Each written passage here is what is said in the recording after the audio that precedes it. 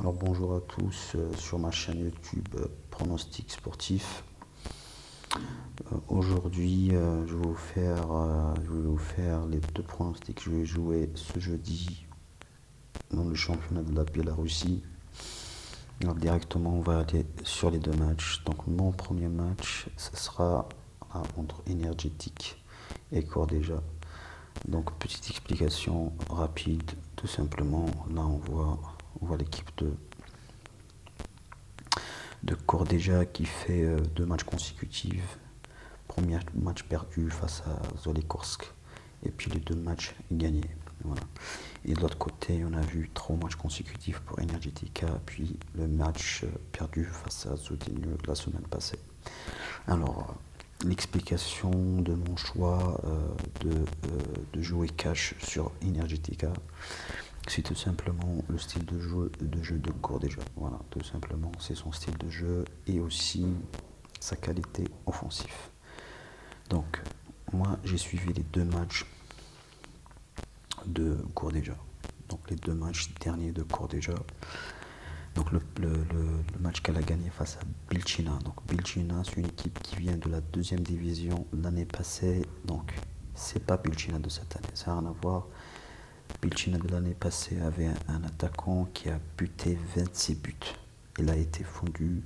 Donc, ils ont même vendu la moitié de leurs joueurs. Donc, ça n'a rien à voir de Bilchina. Et malgré ça, elle était favorite dans ce match. Elle a pris position du match. Mais malgré ça, bon, elle a perdu. Oui, c'est comme ça, c'est normal. C'est le jeu, c'est le foot. Ça n'a rien à voir avec le fait que Cordeja était vraiment supérieur à Bilchina. Non, c'est pas ça. Donc, voilà. Cordeja face à Dynamo Minsk, qu'on a vu tout ce match-là à la grosse cote, la grosse douille, comme on le dit. Donc, ce match-là, déjà, on voit déjà le stade. Hein. Ils ont un mauvais stade. Et aussi, ils jouaient contre une équipe qui était favorite sur ce match. Puis, à la première mi-temps, ils reviennent à la défense. Ils défendent tout le match. Et puis il y avait un carton rouge pour le Dynamo Minsk qui les a fait mal aussi pour qu'ils puissent revenir au score. Et ils ont perdu leur meilleur joueur, Danilo. Voilà, si on voit un petit peu sur ce match. Déjà, on reviendra sur notre deuxième pronostic. Donc voilà, Danilo qui sort à la 64e minute. Voilà. Voilà, 2 buts sur 4. Donc 2 buts sur 4, voilà, ce qui veut dire qu'offensivement, ils sont pas vraiment au top. Donc ils jouent contre une équipe de Energetica qui a fait 3 matchs consécutifs, 3-1 face à Bat, 1-0 face à Brest, et puis FC Minsk 2-0. Voilà. Donc, voilà, chaque série a une fin, c'est normal, c'est logique. Et voilà, ils doivent au minimum faire un nul où il perd face à Zodino. Et malgré ça, moi j'ai revu le match, ils étaient supérieurs en termes de position de base, surtout en première mi-temps. Voilà, ils ont eu pas mal d'occasions. Voilà, c'est comme ça, c'est le foot. Quand on marque pas, et ben on reçoit, c'est logique. Et puis moi je les vois pas, sur ce match-là, je les ai pas vus gagner. Je me suis dit au minimum, ils vont faire un match nul.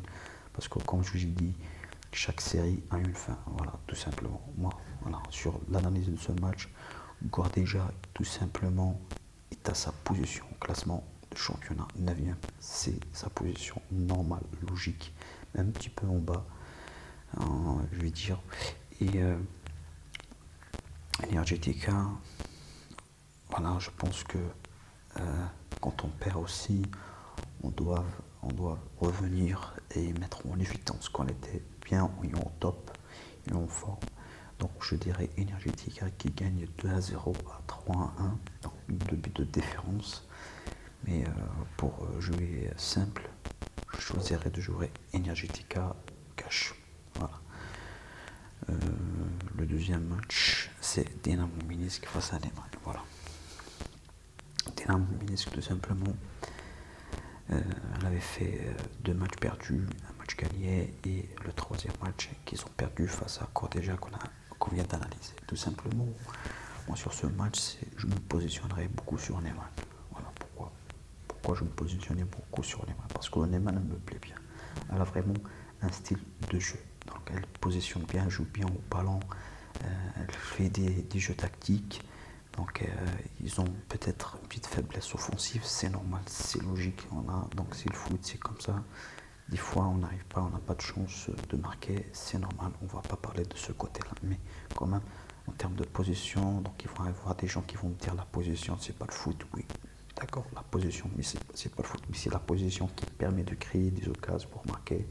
Donc des fois on n'a pas de chance, on ne marque pas, c'est normal. Mais bon, puisque tu as un style de jeu, c'est bien. Donc voilà, l'explication que je veux faire sur ce match, tout simplement, il joue contre Isloch Minsk. Moi j'ai bien vu, j'ai bien suivi ce match. Isloch Minsk, donc, qui gagne 1-0 face à Neyman. Isloch Minsk est une très bonne équipe. Neyman était réduite. Alors, je me souviens bien de ce match. Il était réduite à 10 face à Isloch à la 43e minute. Voilà. Donc, malgré ça, ils ont résisté jusqu'à la dernière minute. Donc ils ont failli quand même prendre le nul. Ils reçoivent Wittbek. Voilà, Wittbek, une très bonne. Allez, suivez Wittbek lors de ces derniers matchs. Vous verrez Wittbek, c'est une très très bonne équipe. Voilà. Malgré ça, elle bute de but sur elle. Solikorski, le top 5 du championnat de la Biélorussie, elle fait 0-0. Et puis, face à Pilchina, explication. Alors, les gens vont me dire, oh, non, c'est truqué, non, ça n'a rien à voir. Moi, les gens qui ont vu le match, c'était tout à fait naturel. Ils ont perdu 1-1. Pourquoi? Parce que une équipe qui rate beaucoup, c'est une équipe qui encaisse. Et sur ce match, si vous voyez un petit peu Pilchini, vous suivez Pilchini un petit peu, on a dit chaque série a une fin. Pilchini, si on voit Pilchini lors de ses 3 derniers matchs, donc voilà, elle a perdu tous ses 3 derniers matchs. Elle n'a pas marqué dans les 2 matchs derniers. Tout le monde a vu qu'il y aurait un minimum, une réaction de Pilchina. Et la réaction de Pilchina, qu'elle a marqué un petit but et elle a gardé sa défense. Comme la moitié des équipes qui jouent au dernier du classement. Donc c'est l'équipe qui marque un but et qui revient en défense. Voilà. Donc tout simplement, ils ont fait un nul face à cette équipe de Pilchina. Pour le côté de Dynamo Minsk, voilà, Dynamo Minsk, on l'a dit, tout le monde a dit qu'elle est revenue FC Minsk, donc quand elle jouait face à FC Minsk, donc tout le monde a dit qu'elle est revenue au score, donc 3-2, tout le monde a dit que le match prochain, ce sera le commencement de Dynamo Minsk, qui n'est pas à sa position, on signale, il n'est pas à la 14e, donc elle finit toujours au top 10 du classement de la championnat de la Biélorussie, des fois au top 5. Donc voilà, on a vu gagner Zudinyu 2-0. Oui, d'accord, elle part face à Gordeja, elle perd 1-0, mais là, non seulement elle perd l'un de leurs meilleurs joueurs, donc Danilo, c'est leur 10, c'est leur génie, c'est leur mission, on va dire, donc elle le perd. Et Danilo, c'est un joueur pour moi, et d'après les 3 matchs que j'ai vus, c'est un joueur très important. Voilà.